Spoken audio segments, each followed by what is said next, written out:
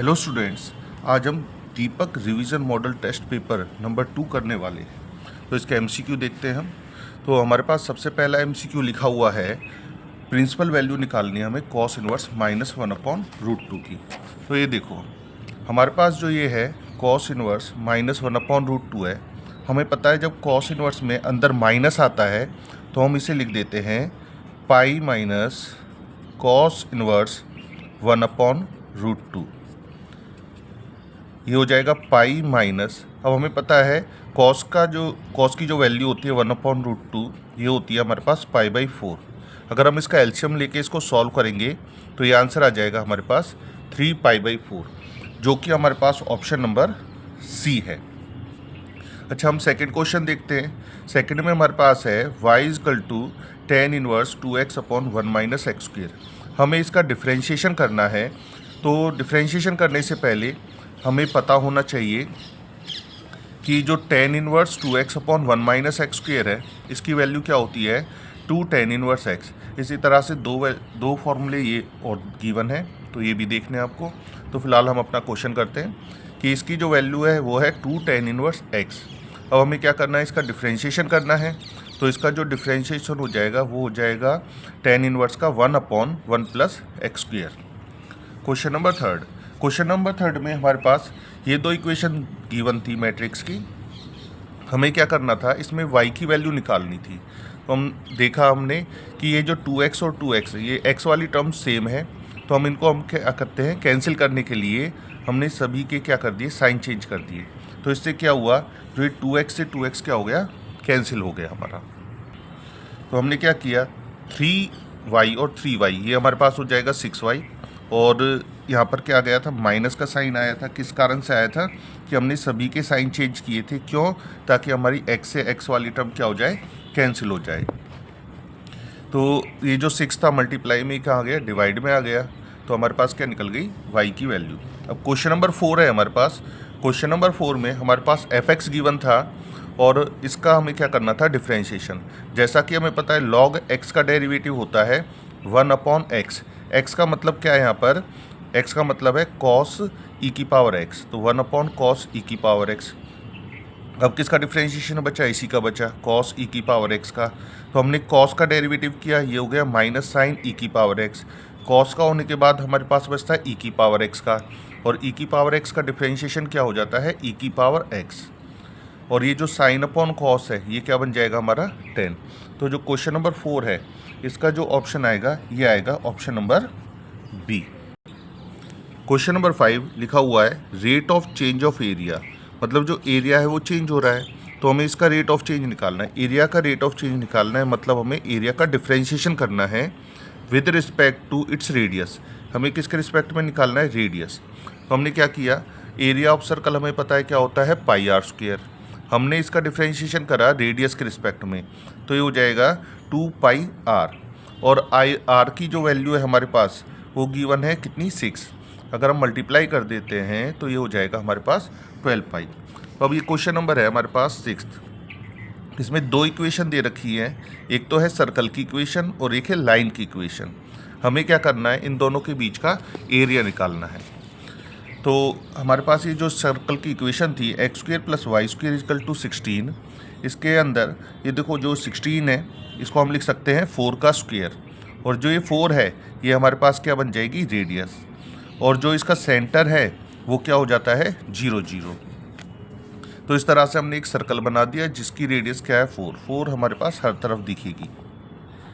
अब ये इक्वेशन दे रखी है लाइन की इक्वेशन है √3y = x। हमने क्या किया, अगर मैं x की वैल्यू 0 और y की वैल्यू 0, अगर हम x की वैल्यू 0 रखते हैं तो y की वैल्यू भी क्या आएगी, 0।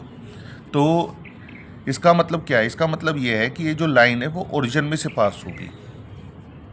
तो हमने क्या करा, y की वैल्यू निकाली इसमें से, लाइन में से। अगर हम लाइन में से y की वैल्यू निकालते हैं, और ये हमारे पास किसकी इक्वेशन थी, सर्कल की। हमें क्या निकालना है, हमें एक ऐसा पॉइंट चाहिए यहाँ पर, x की वैल्यू ऐसी चाहिए जो हमें यहाँ मिल जाए, जो दोनों को इंटरसेक्ट करती हो। तो ऐसी वैल्यू हम किस तरह से निकालेंगे, हम इक्वेशन 1 और ये जो वैल्यू है y, इन दोनों को आपस में सॉल्व करेंगे। तो हमने क्या करा, जो पहली इक्वेशन थी उसमें y की वैल्यू x/√3 पुट कर दी। अगर हम y की वैल्यू x/√3 पुट करते हैं और इसको सॉल्व करते हैं तो ये हम इसका सबसे पहले क्या करेंगे, एलसीएम लेंगे। ये आ जाएगा 3x² + x² 3 = 16। 3 मल्टीप्लाई से इधर चला गया, ये हो जाएगा 48 और 3x² + x² ये हो जाएगा हमारे पास 4x²। 4 से हम क्या करते हैं, 48 को कैंसिल कर देते हैं, ये कितना आएगा 12। तो हमारे पास आ गया x² = 12 और x की वैल्यू आ गई, स्क्वेयर था स्क्वेयर रूट कर दिया +-√12। 12 को हम लिख सकते हैं 4 × 3 और 4 का स्क्वेयर रूट क्या होता है, 4 का स्क्वेयर रूट होता है 2 और ये √3 इसी तरह से आ गया।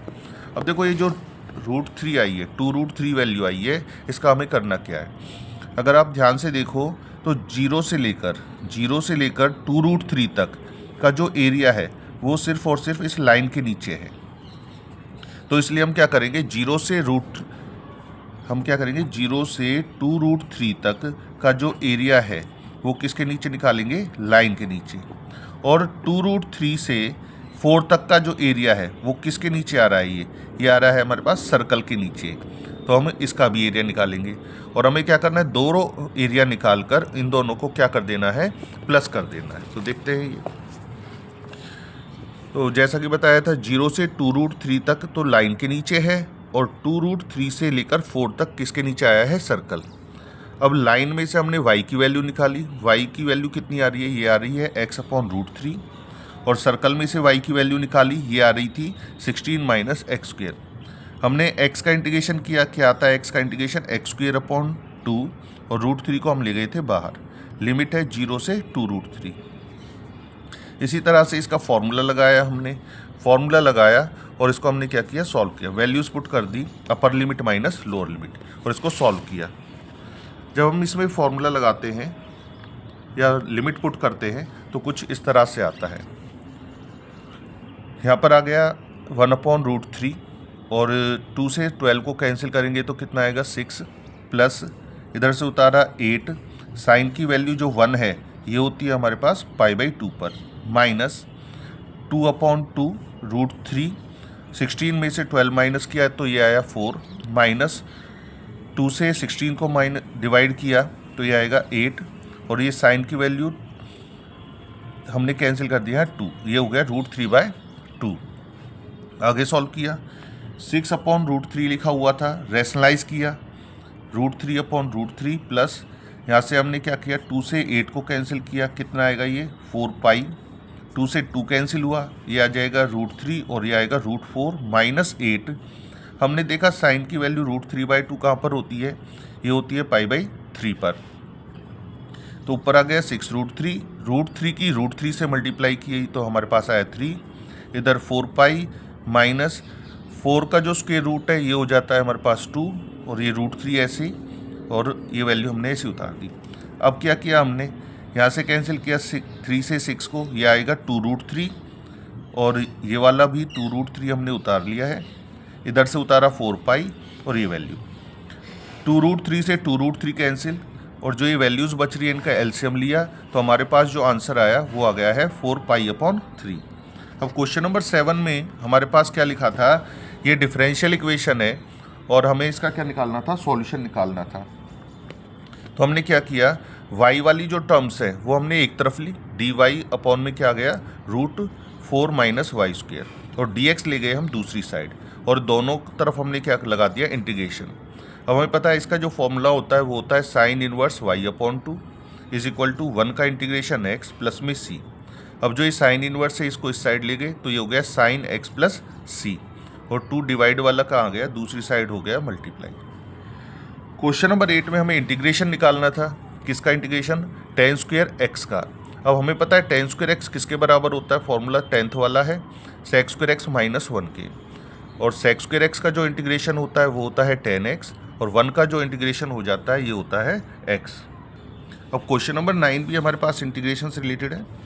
तो हमने क्या किया, हमें पता है जो 1 + cos x है इसका डिफ्रेंशिएशन कहीं ना कहीं sin x आता है, तो इसलिए हमने 1 + cos x को t के बराबर पुट किया।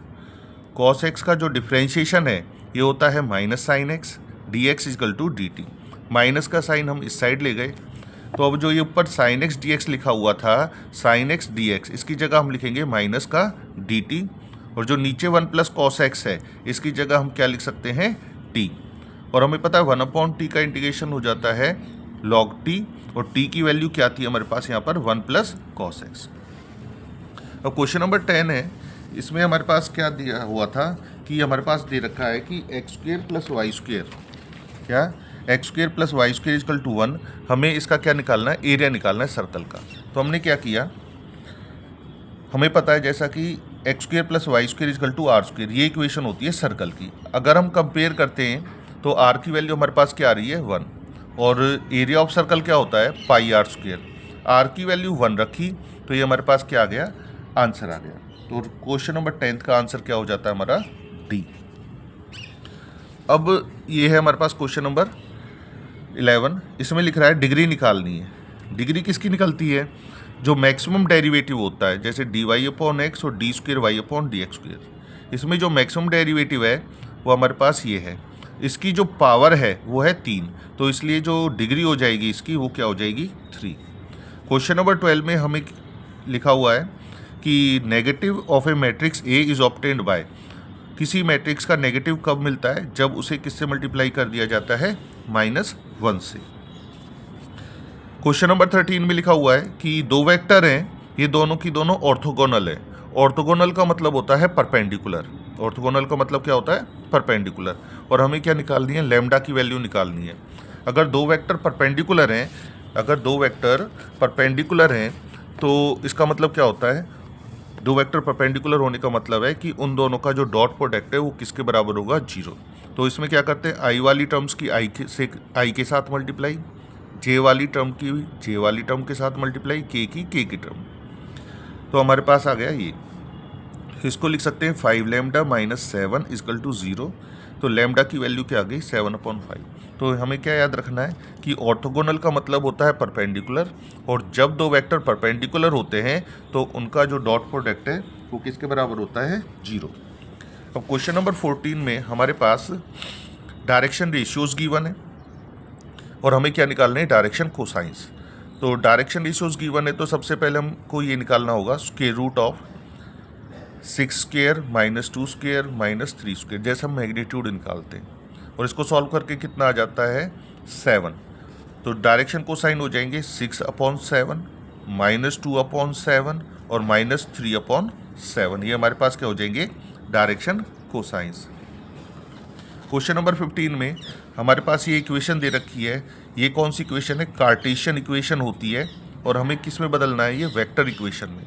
तो वेक्टर इक्वेशन में चेंज करने के लिए हम क्या करेंगे, सबसे पहले ये जो पासिंग पॉइंट्स हैं इनके साइन चेंज करेंगे। जैसे ये 1 है, इसको -1 लिखेंगे, वेक्टर फॉर्म में लिखने के लिए इसको लिखेंगे -i, इसको लिखेंगे, इसका साइन चेंज करा जाएगा, ये हो जाएगा प्लस का 4j, इसका भी साइन चेंज करेंगे, ये आ जाएगा माइनस का 6k प्लस लैम्डा। और जो नीचे वाली टर्म्स है, मतलब ये जो डायरेक्शन रेशियोज हैं, इसको हम ऐसे ही लिख देते हैं 2i plus 4j plus 3k। और क्वेश्चन नंबर 16 है हमारे पास। क्वेश्चन नंबर 16 के अंदर कॉर्नर पॉइंट्स गिवन है और हमें क्या निकालनी है, मिनिमम वैल्यू निकालनी है। तो हमने क्या किया, ये जो कॉर्नर पॉइंट्स थे इनको हमने जेड में पुट कर दिया, कॉर्नर पॉइंट्स को हमने क्या कर दिया, जेड के अंदर पुट कर दिया। मतलब एक्स की जगह 0, वाई की जगह 2।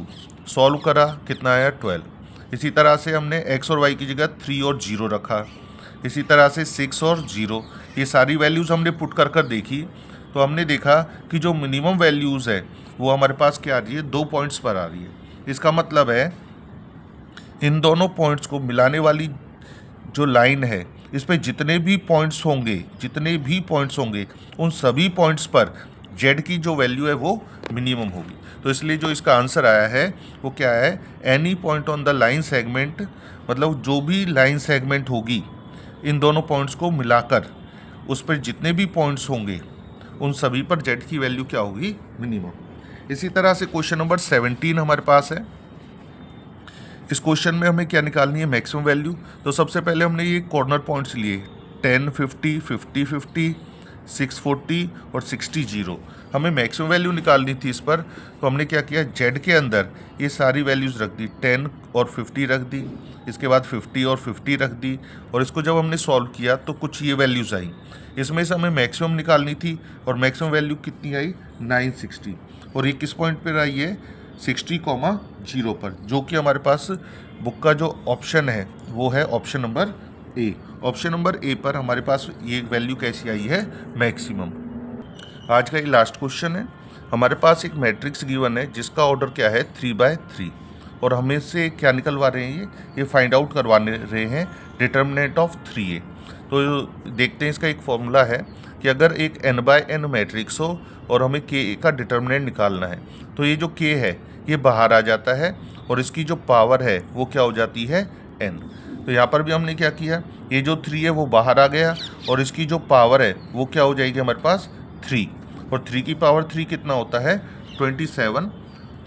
तो हमारे पास ये हमारा क्या गया, आंसर आ गया।